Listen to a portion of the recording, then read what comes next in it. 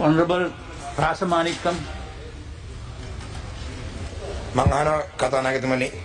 I would like to ask the Honorable Prime Minister to inform this House. Number one, the total number of political prisoners in the country and the number of camps they are detained in. Number two, why expedited measures have not been taken yet with regard to their release. Number three, the number of lands occupied by the security forces in each district across the country. And number four, the number of private lands and the lands of the government officers controlled by the security forces. If not, why? අරු කතානායකතුමනි ශ්‍රී ලංකා දණ්ඩ නීති සංග්‍රහය යටතේ හෝ මෙරට පවත්නා වෙනත් කිසියම් නීතියක් යටතේ දඬුවම් ලබා දී ඇති සිරකරුවන් හෝ සැකකරුවන් අතරින් දේශපාලන චෝදනා මත සිරගත කොට ඇති හෝ රඳවා ඇති කිසිවෙකු මේ වන විට ශ්‍රී ලංකා බන්ධනාගාර තුළ නොමැති බවට මේ කරු සභාවට කියන්න කැමැතියි. කරු කතානායකතුමනි දිවයින පුරා දිස්ත්‍රික්ක අනුව ආරක්ෂක හමුදාව විසින් රඳවාගෙන තිබෙන ඉඩම් සම්බන්ධව පිළිතුරු දීම ජාතික ආරක්ෂාව ඉල්ලුම් බලපාන බැවින් මේ සඳහා පිළිතුරු ලබා දීමට නොහැකි බව ආරක්ෂක අමාත්‍යාංශය විසින් දන්වා තිබෙන බව ගරු සභාවට දන්වනවා.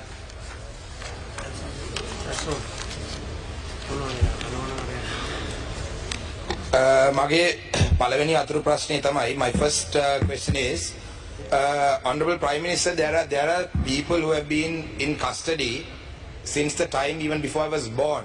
You know, some of them have died in prison in the last couple of years. One of your main election promises was that the release of these political prisoners will be done. This was done in the canvassing campaigns that was done in the north and the east. And even Honorable Namal Rajapaksa, when he was released from remand prison, had mentioned that these political prisoners need to be released. At the same time, I need to place it on record that JVP, during the JVP insurrection, people who were arrested were given general amnesty. And also, the Honorable Johnson Fernando mentioned the other day that Pullian was a political prisoner. He was not a political prisoner. He was under arrest for the murder, as charged for murder under suspicion of Joseph Parraj Singham. And at the same time, people have been given pardoned. Sergeant Sunil Ratnayaka, who was he was charged with murder and sentenced, and he was pardoned. So why aren't these some of these people? These cases haven't still even been filed, right? They are still being held without. They are still being detained without charges being filed. As you may have been aware, we had a campaign called Pottuvil to Polikandi from the 3rd to the 7th last week, and one of the primary requests that were put forward by the people who joined this protest was the release of these political prisoners. And in Kilnochi, there were some people who were relatives of people who had surrendered to the army during the last days of the war in the Wattuwal Palam. And along with them, there were parents of people who were arrested during November 27th last year for posting photos on Facebook. So their genuine concern was that the people who were arrested back in the day and the people who surrendered to the army in 2009, all of them were taken by the armed forces. Likewise, now in November 27th, there were nearly 40 odd youngsters who were arrested for posting photos on Facebook and so on and so forth. And now they are still, no charges have been filed against them as well. So naturally, there is a concern that in a few years, that these boys could also be missing because these people were arrested. So my question is, why is there two laws? I mean, why is there two laws, one law for different people, and why aren't these cases being expedited? So we can, I mean, sir, you know, as the Prime Minister, I know that you have the capacity to do it, and you are genuinely concerned about these people. I would like to see that as the Prime Minister of this country, that you take some action against this, because you are the only one who can do this. And we have 100% faith in you, and this was the election promise that was put forward. And it wasn't just TNA that's asking for this. The march, the Pottuvil to Polikandi march that happened nearly 100,000 people joined this, and one of the main slogans, one of the main requests was the political prisoners. Likewise, even with the Easter attacks, there are people who have been detained for almost 2 years with no cases being filed against them. So I would like to, my first question is, so what is happening to them? Are they going to be released, or are they going, because now election has been won, you got 2/3, presidential election was won, these things were used for politics. Are you all going to hold these people in prison just for political mileage, or is there a plan? That's my first question, sir.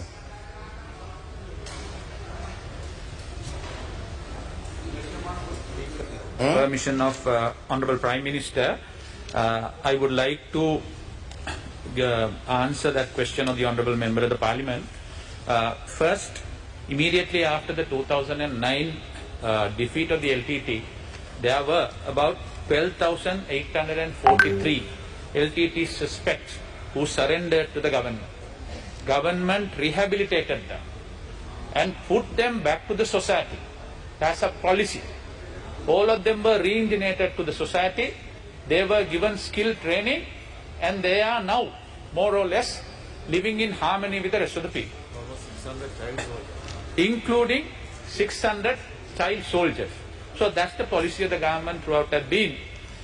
As the Honorable Prime Minister very clearly explained, there are no political prisoners in this country detained anywhere.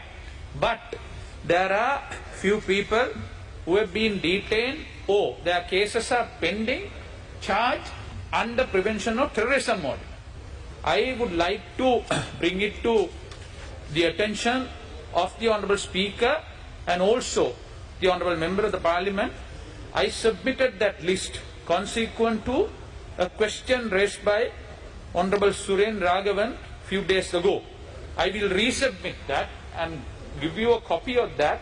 All those people who have been either detained or their cases are pending, for your information.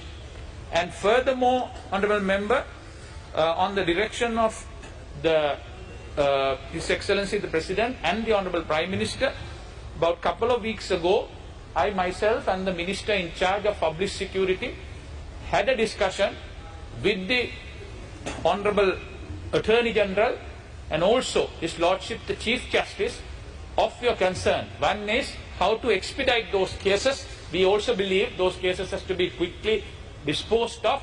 You can't eternally keep them on remand.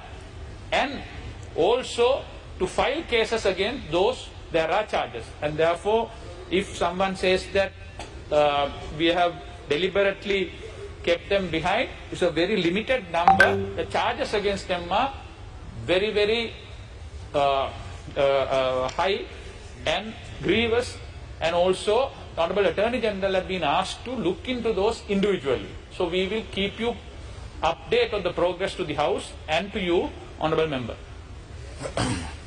It's very ironic that the Justice Minister is responding to these questions when the Honourable Justice Minister's own community's issues cannot be resolved by himself and the Prime Minister with the Janasa issue. Please, not your time. So my also one of the grievous concerns, you said that it was very serious concerns that they are detained against. But some of these some of them have been detained most recently for posting photos on Facebook and posting a poem on Facebook. I am very shocked that that's a grievous crime.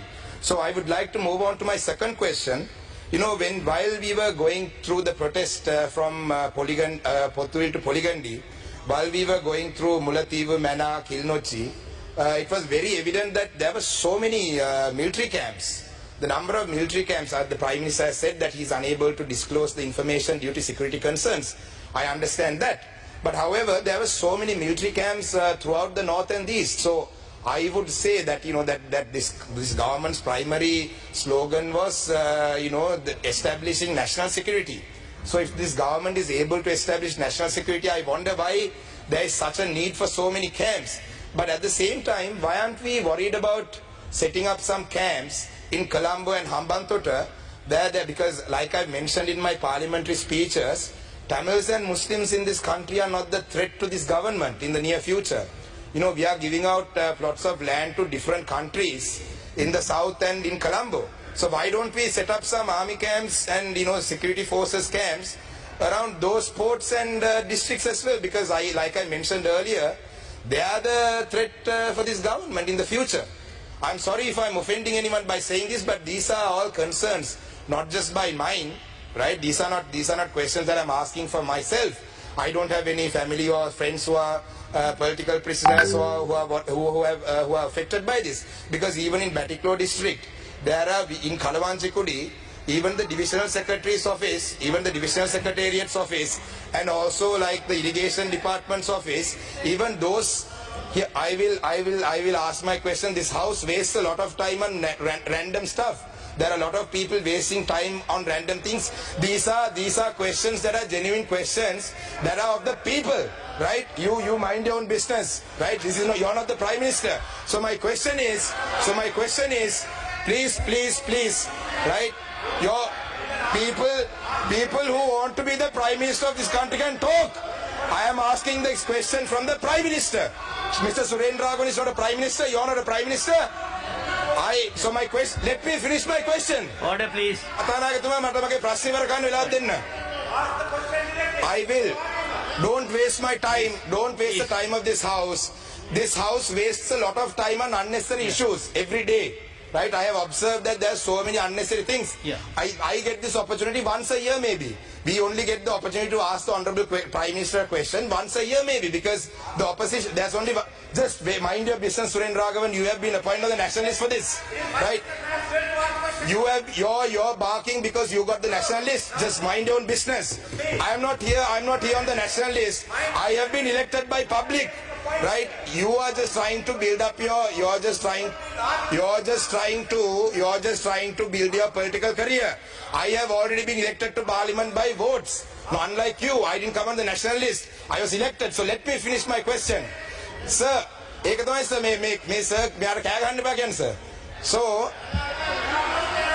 So my question is, sir. Please. Statement, just tell us what is your question. Sir, I can't finish my question, sir. Yeah, thank you. Listen to the sir. So, sir, the question is, will these private lands and will these lands that are occupied by the security forces, the government lands and the state buildings like irrigation department, even Kalawanchikudi, right? Will they ever be released, or are we going to hold on to them just so that we show the South that there is some major national security threat in the north and this which is not there? That's my question.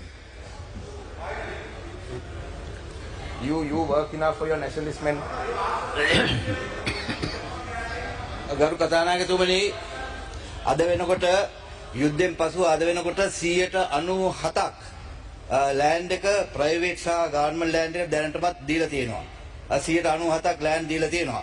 ඉතින් එතකොට ඊට පස්සේ ජාතික ආරක්ෂාව වෙනුවෙන් තමයි ඉතුරු ඒවා තියාගෙන ඉන්නේ. ඉතින් ඒක නිසා ජාතික ආරක්ෂාව ඔබතුමාට ක්වෙස්චන් කරන්න බෑ. ඒක ඇවිල්ලා ආරක්ෂක අමාත්‍යාංශයේ මගින් බුද්ධිතොරතුරු මගින් අරන් තියෙන පණිවිඩ ඒ අනුව තමයි. නමුත් දැනට 96ක් 95ක් සහ 96ක් අතර සීලම ඉඩම් දීලා තියෙනවා අනිත් නිලධාරීන්ට සහ පුද්ගලික සහ රජයේ ඉඩම් ලබා දීලා තියෙනවා. ඒකින්ද ඒ වගේ අසත්‍ය ප්‍රකාශ ඔබතුමා මේ සභාවේදී කරන්න එපා. කොහොම ස්තුතියි. කෝකිලා Gunawardena මෙතනිය.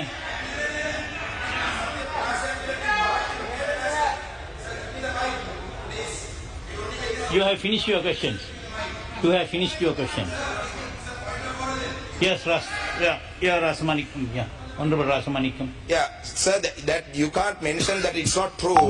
There are lands. You just came into the house. You just walked in. You didn't listen to the entire question, right? You didn't listen to the entire question, right? So don't say that I'm lying. Okay, so sir, that's it. Thank you, sir. I just wanted to make my point that I wasn't lying. That he just walked in. He didn't even listen to the entire question, sir. That's it. Thank you. Thank you.